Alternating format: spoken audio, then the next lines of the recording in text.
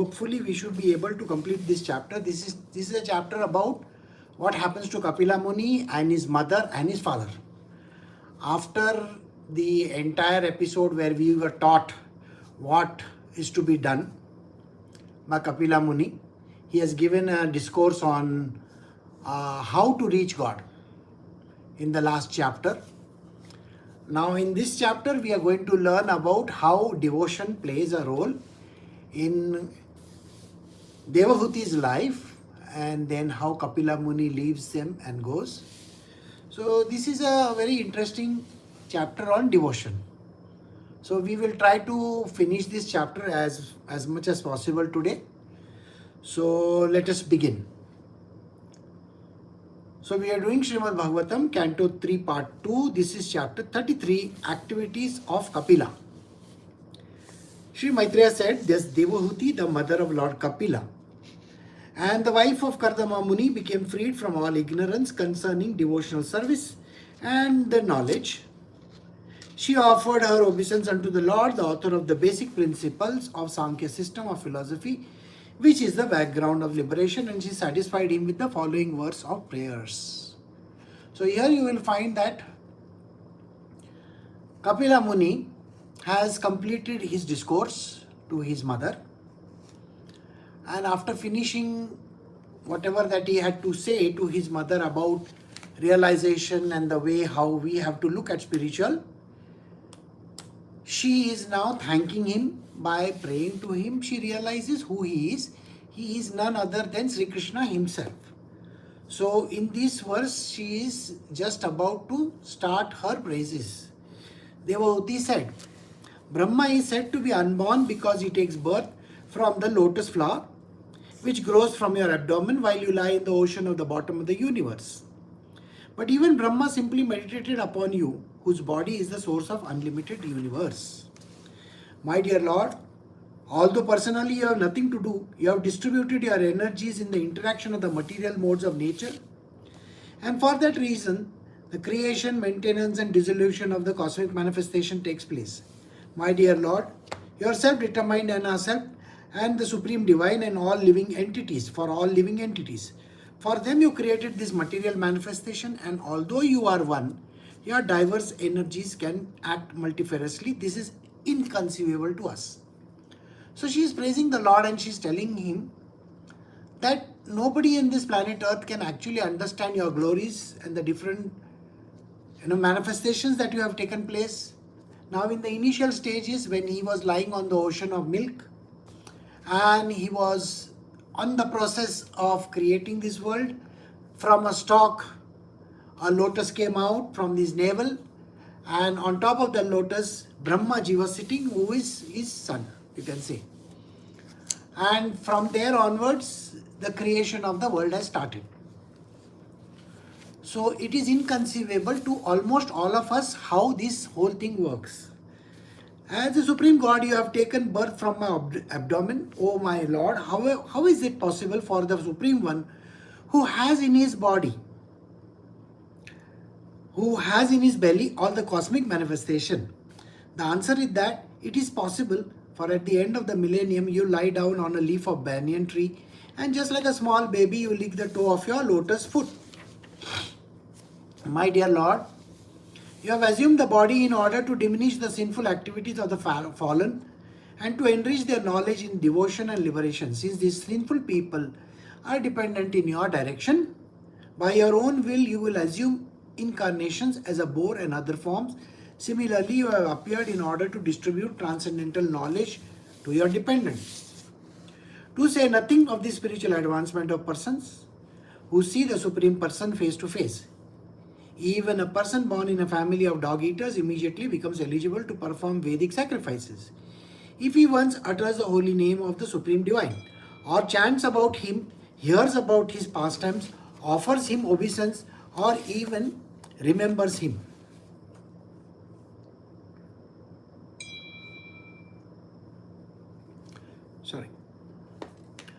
So here, what is being discussed is, she is talking about, that is Kapila Muni's mother, she is talking about how the divine manifestation has taken birth in her womb. Now think about it. There the Lord is sleeping as Narayana on the Adishesha, on the ocean of milk. And from his navel comes a stalk. And on that there is a lotus flower. And on top of it there is Brahmaji. And from Brahmaji comes the entire creation. I mean, you got to imagine this whole thing. It is such a great progress, you cannot even imagine it. Just the way, how does this work? It's a very strange way of putting it. And that is the reason why we have to always think in terms of the Lord, not in the way that we think of in the material world. See, whatever qualities that are there for the material worldly person is not the same as the Lord. So when he takes birth in the womb of Devahuti, doesn't that sound very strange to you? Because he is a cosmic manifestation himself as Narayana. How would he go in the womb of Devahuti and be the son of Kardama Muni? It's a very strange phenomenon. But she says, since you are the Lord of this universe, you can do whatever you feel like. Your powers are immense. So at the beginning of time, you came from nothing. And at the end of time, last when everything goes back, you are going to be seen on a leaf, a tiny leaf. Okay? We say that the Lord becomes so tiny, he is fitting on a leaf. In between this, he has done so many avatars. Like there is a boar avatar, there is a fish avatar, and so many avatars he has taken. He is also going to come as Sri Krishna himself. So she is talking about how the Lord has got so many manifestations. Oh, how glorious are they whose tongues are chanting your holy name, even if born in the family of dog eaters and persons who are worshipable. Persons who chant the holy name of the Lordship must have executed all kinds of austerities and fire sacrifices and achieved all good manners of the Aryans. To be chanting the holy name of your Lordship, they must have bathed at holy places of pilgrimage, studied the Vedas, and fulfilled everything required. I believe, my Lord, that you are Lord Vishnu himself under the name of Kapila. And you are the supreme God, the supreme Brahma. The saints and the sages, being freed from all the disturbances of the sense and mind, meditate upon you. For your mercy only can one become free from the clutches of the three modes of material nature. At the time of dissolution, all the Vedas are sustained in you only. So here she is talking about how everything, though emanating from the Lord, that means right from the beginning of time. See, when it started as the framework. The framework were called Vedas. How this world is going to be, what is going to happen, how things are going to fall in place. All those things were there. And here, being such a great entity,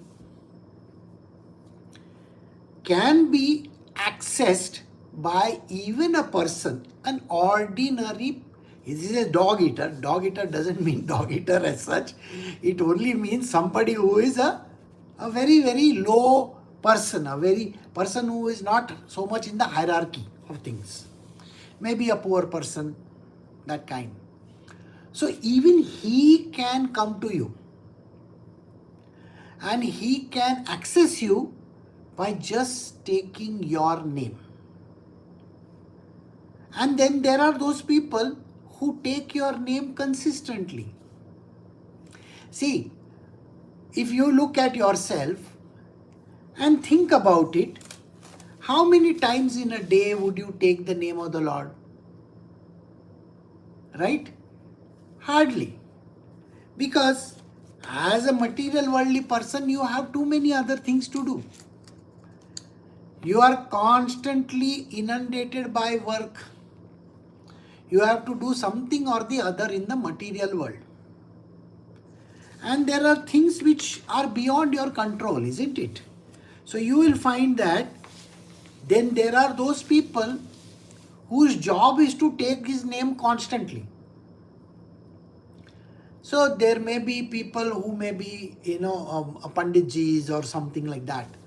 For them, it's like a regular thing. So maybe what she says is, maybe these people might have done something in their previous life, or they have been really kind and the way they have led their life previously, that today they have the ability to take the Lord's name consistently. Thus the Supreme God Kapila, satisfied by the word of his mother, towards whom he had very affectionate, replied with gravity. So she prayed to Kapila Muni as the Lord himself, and she has recognized him as the divine Lord himself. She's taken birth in her womb. So Kapila Muni is accepting her prayers now. Kapila Muni is sitting in front of her and talking about the way in which she can attain divine consciousness, reach self-realization. He was teaching her Sankhya Yoga with devotional path. See, at the end of the journey, you still have to be a devotee of the Lord to reach that destination. If you are a Sankhya Yogi or you are a Karma Yogi, still destination is going to delude you. It's not, you cannot even go there. Alright. So, Kapila Muni said, my dear mother, the path of self-realization which I have already instructed to you is very easy. You can execute this system without difficulty, and by following it, you shall soon be liberated even in your present body. My dear mother, those who are actually transcendentalists certainly follow my instructions as I have given them to you. You may rest assured that if you traverse this path of self-realization perfectly, surely you must be freed from fearful material contamination and shall ultimately reach me. Mother, persons who are not conversant with this method of devotional service certainly cannot get out of the cycle of birth and death. So here Kapila Muni is talking to her and telling her, see, I have taught you this process of realization, self-realization, following the path of Sankhya Yoga, terminating in the path of devotion, that is Bhakti Marga. So you started with knowledge and then you end with devotion. So you can reach the state of realization. But you got to follow the path. Instructions have to be given by the master. So Kapila Muni is her spiritual master. He has instructed his mother in the methodology of attaining the objective. And that is the way in which she can attain the ultimate destination. So he says to her that by this method which I have taught you, you will be able to attain that in this life itself. You don't have to worry about it. Just follow the instructions the way I have told you and go along the path, and you should be able to overcome this, so you don't have to come back again. Otherwise, rebirth is the end result, you know that. Sri Maitreya Muni said, the Supreme Lord Kapila, after instructing his beloved mother, took permission from her and left his home, his mission having been fulfilled. As instructed by her son, Devahuti also began to practice Bhakti Yoga in that very ashrama. She practiced Samadhi in the house of Kardama Muni, who was so beautifully decorated with flowers that it was considered the flower crown of river Saraswati. She began to bathe 3 times daily, and thus her curling back hair gradually became grey. Due to austerity, her body gradually became thin and she wore old garments. So now she has completed her task of giving birth, raising her son. She has entered the stage of Vanaprastha. Now, as a woman, you are not allowed to do Vanaprastha and go somewhere. you need to be in an ashram. It's like the guru normally has a place where the women can come and stay over there. It is an ashram. So Kardama Muni, who is the great sage over here, who is also her husband, no doubt about it, she stays in his ashram. River Saraswati is flowing nearby, as you know. So she would take bath 3 times in a day. Early morning, when you get up, at that time after the ablutions, daily ablutions, you have to take bath. During noon time, before food, and at the end of the day, before doing the sandhya. These 3 times in a day you take bath. This was the norm. So she would do that, and for many years she did that. Then her hair turned grey. So from black hair to grey hair, which means she has become very old now. The home and the household paraphernalia of Kardama was one of the Prajapatis who were developed in such a way that by dint of mystic powers of austerity and yoga, that his opulence was sometimes envied by those who travel in outer space in airplanes. The opulence of the household of Kardama Muni is described herein. The bedsheet and the mattresses were as white as the foam of milk. Chairs and benches were made of ivory and were covered by cloth of lace and gold filigree. And the couches were made of gold and had very soft pillows. The walls of the house were made of first-class marble, decorated with valuable jewels. There was no need of light, for the household was illuminated by the rays of these jewels. The female member of the household were all amply decorated with jewelry. The compound of the main household was surrounded by beautiful gardens with sweet, fragrant flowers and many trees which produced fresh fruits and were tall and beautiful. The attraction of such gardens was that singing birds would sit on the trees, and their chanting voices as well as the humming sound of the bees made the whole atmosphere as pleasing as possible. Now, from what you have been hearing, at least in the last 4 verses, doesn't seem like it looks like an old dilapidated ashram. Because the ashram by itself is supposed to be a place where there is hardly anything, isn't it? Now this is one disturbing factor which many people have thought of. How is it that Kardama Muni's ashram was made of gold and silver and diamonds and this and that, right? There were people traveling in outer space also. Was it mentioned? And they had airplanes, planes which travel to outer space. So it is a very beautiful place. Lots of trees, fruit bearing and so on and so forth. There were birds and the place was really very beautiful. Now if you were to look at this kind of a place, it will definitely tell you that the way in which the projection is made, your mind's projection, is that this particular guru should be a poor man. There is no need. He is a divine persona himself. And who was he? If you remember, he is a Prajapati. Prajapati means, Praja means kingdom. The head of the kingdom. He was literally like a king. And he was a magical person himself. So naturally his ashram was a very, very rich place. And that is what is being mentioned over here. That is why the walls were made of marble. And there were lots of birds and all these beautiful stuff going on over there. When Devahuti would enter the lovely garden to take her bath in the pond filled with lotus flowers, the associates of the denizens of heaven, the Gandharvas, would sing about Kardama's glorious household life.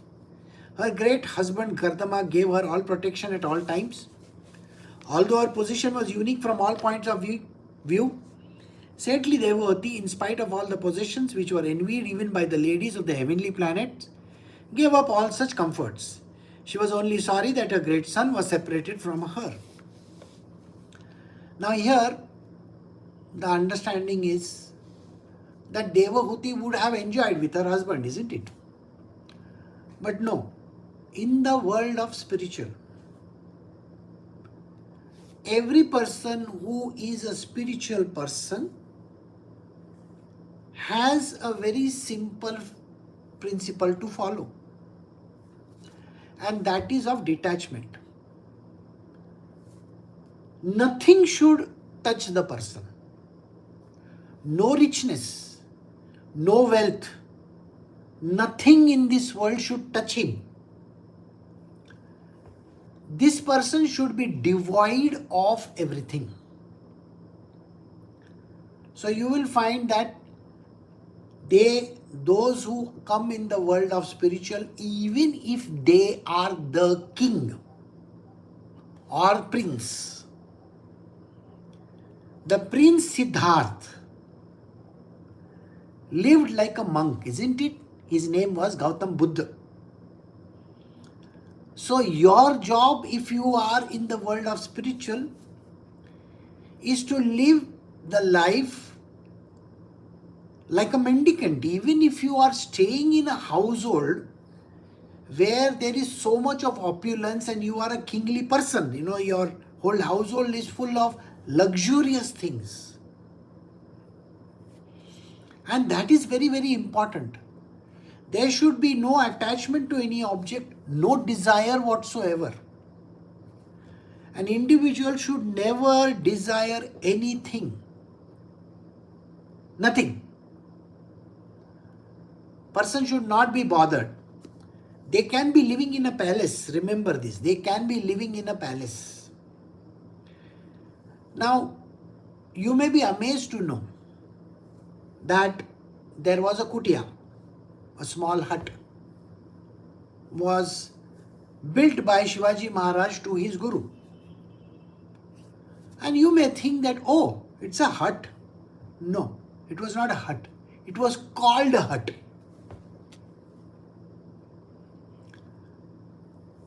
And that place was built with stone.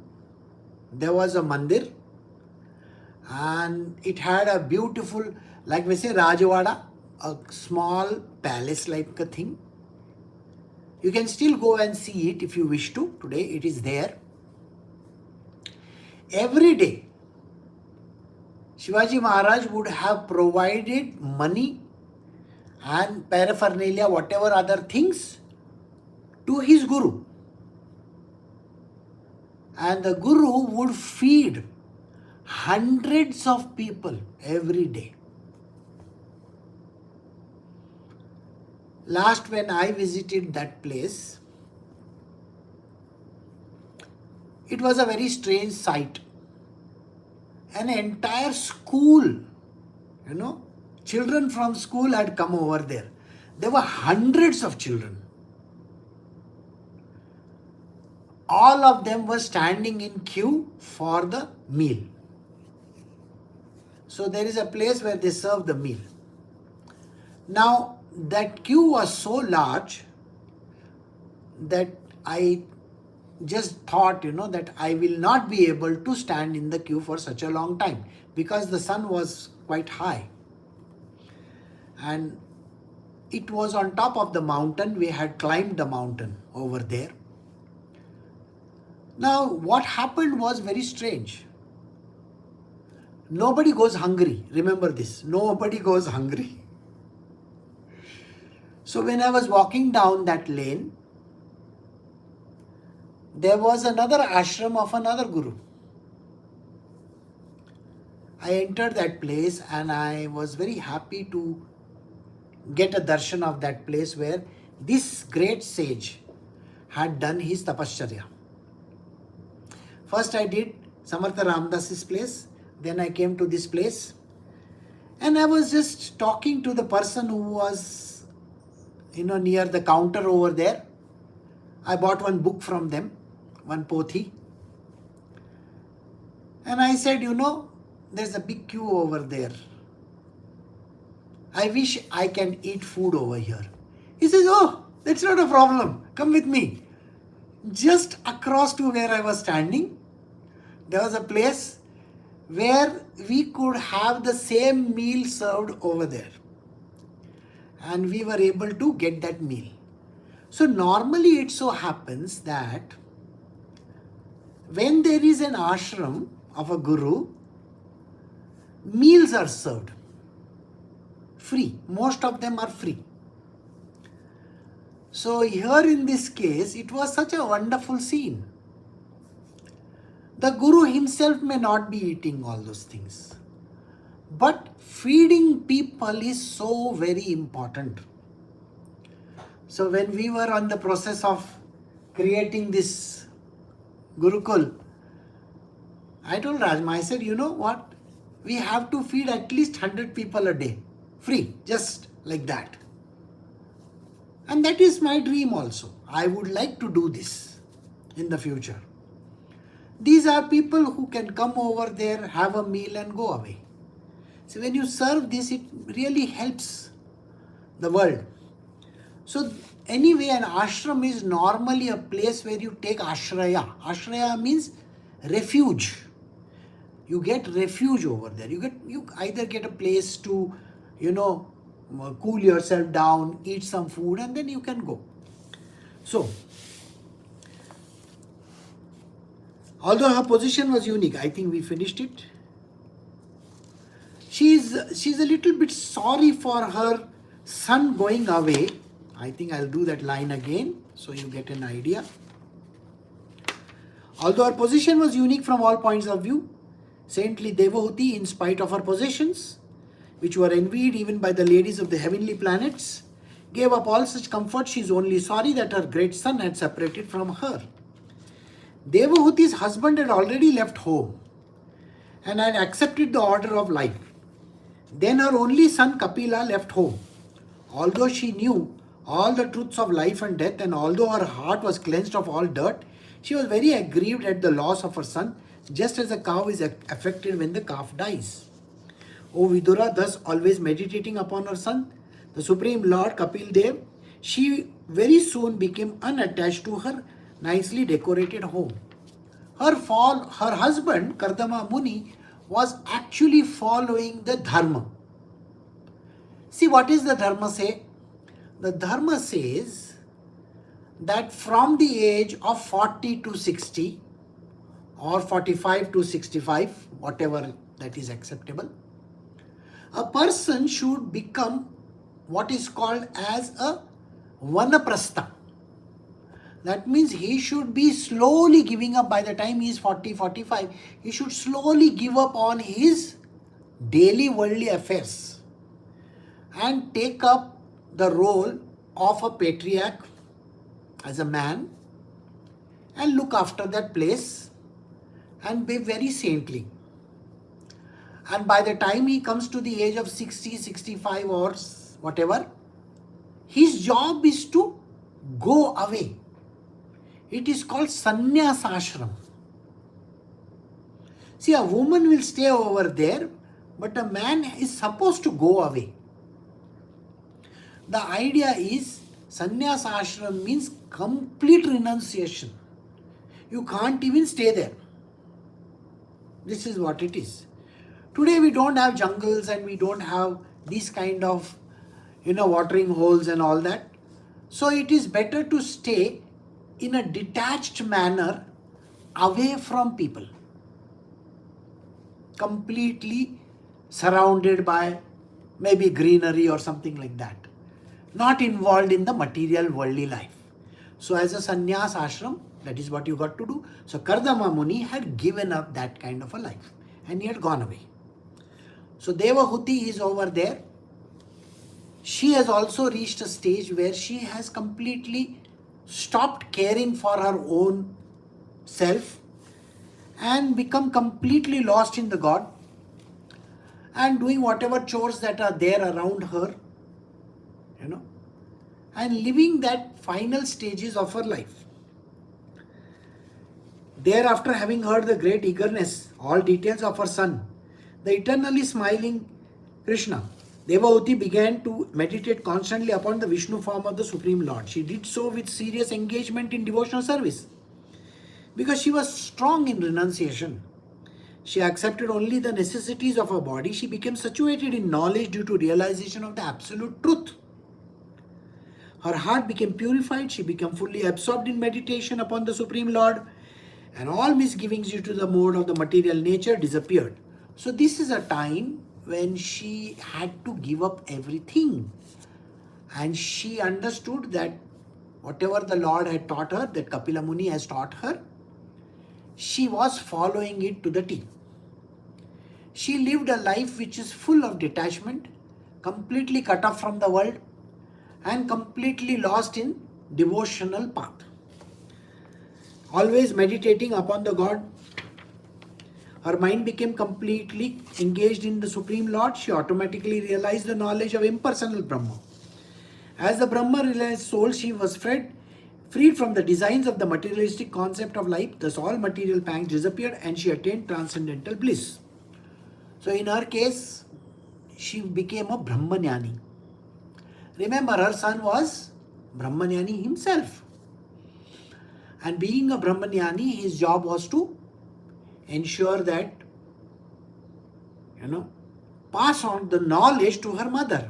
Her mother got the knowledge, his mother got the knowledge, and she was able to reach this state of Brahmanyana. She became a Brahmanyani. And in that condition, she gave up her entire being.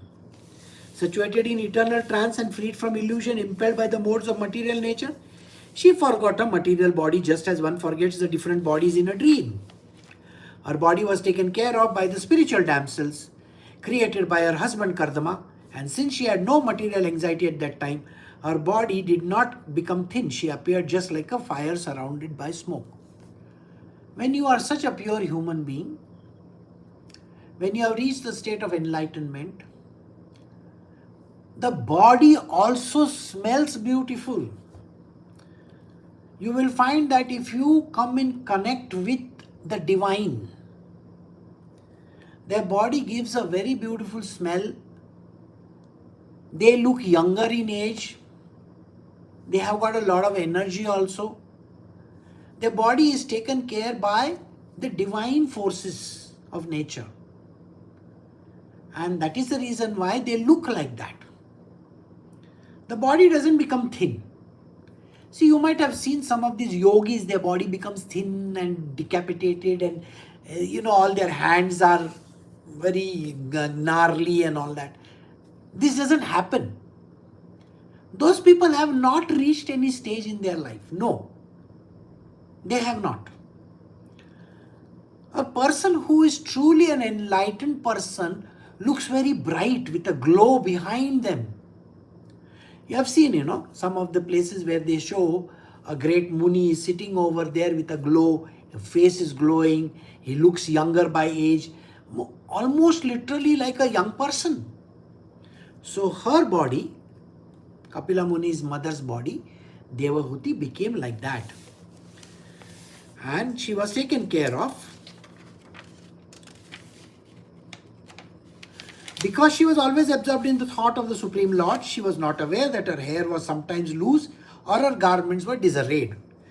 My dear Vidura, by following the principles instructed by Kapila, Devahuti soon became liberated from material bondage and she achieved the Supreme Lord and the Supreme Soul without difficulty. So, because she was such an enlightened person herself, she could reach the God on a very immediate basis. Being taught by the Lord himself, it's a very easy task then. The Lord himself was a teacher. And naturally, the grace was always there, so she reached her destination very fast. So dear Vidura, the palace where Devahuti achieved her perfection, my dear Vidura, is understood to be the most sacred spot. It is known all over the three worlds as Siddhapada. Siddhapada means a place where you can get Siddhi or Siddhas. The person who is an enlightened person goes to that place. A position. Pada means a position.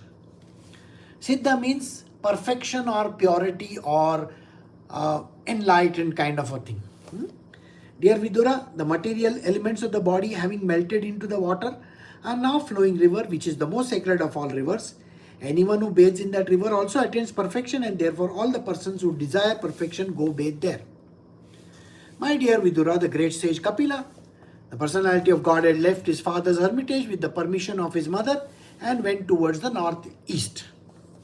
This is a very important thing for those who wish to come in the path of spiritual. You have to take your parents' permission, especially your mother's permission. And the mother has to actually bless you so that you can progress on the path of spirituality. When they do that, when the mother blesses you, she is severing her relationship with that umbilical cord which is connecting you to her. You got the point? This is the material body which she is sacrificing. So it is literally an act where she is burning up your material worldly body. And that is the reason why taking the permission of the mother is extremely important. Here the wife is not concerned, by the way. Let me tell you this much. The wife and children are not concerned. You have to take permission of your mother, because she is the one who has given birth to that body. So you will find that even in all the cases, whether it is Adi Shankaracharya, Ramana Maharshi, Ramakrishna Paramahansa, and any other person, their mothers had to give the permission. Finally they give. So even in my case, till I did not have the clarity from my mother, I could not have moved out. So my mother was extremely happy to give me a permission so that I can go into this material, out of this material world into the world of spiritual 100%. So there should be no attachment left of any kind anywhere. And that is how it happens. So, my dear Vidura, the great sage Kapila, personality of Godhead, left his father's hermitage with the permission of his mother and went towards the northeast. While he was passing in the northern division, all the celestial denizens known as the Charanas and the Gandharvas, as well as the Munis and the damsels of the heavenly planet, prayed and offered him all respects. The ocean offered him oblations and a place of residence. So you have to go traveling. You have to take one dandi, one stick, and travel over there. It is for a sannyasi, his job is to travel from place to place and go around whole of India. And that is what he is doing. Everywhere that he went, he was offered something, that is shelter, food, water, all these things. Even the ocean offered him that. Even now, Kapila Muni is staying there in a trance of the deliverance of the conditioned souls in the three worlds, and the acharyas of great teachers or the system of Sankhya philosophy are worshipping him. So it is believed that Kapila Muni is eternal soul. He has gone away. He has entered the zone from northeast. Northeast, you know where it is? So in that direction he left, and he has taken up his residence at one particular point where anybody who is interested can meet him. I don't know where the place is, so you may wonder, does Guruji know the place? No, I don't know the place. Okay, my dear son, since you have inquired from me, I have answered, O sinless one. The description of Kapil Dev and his mother and the activities are the purest of all discourses. The descriptions of the dealings of Kapila Muni and his mother is very confidential. And anyone who hears or reads this narration becomes a devotee of the Supreme Lord, who is carried by Garuda, and he therefore enters into the abode of the Supreme Lord to engage in the transcendental loving service of the Lord. So you have been listening to this story right from the beginning, Kapil Muni's story right from the beginning. You have heard the various stages in which you can attain the state of highest realization or liberation, or even become a devotee of the God and enter his domain. And this is a very sacred knowledge which is given to only few people. And all these people who have listened to this knowledge are in a position to attain this same by just listening to the story. So we have come to the end of this 3-part 2 canto, and this is the last verse, which was 37 verse. So we will stop over here for today. Recording.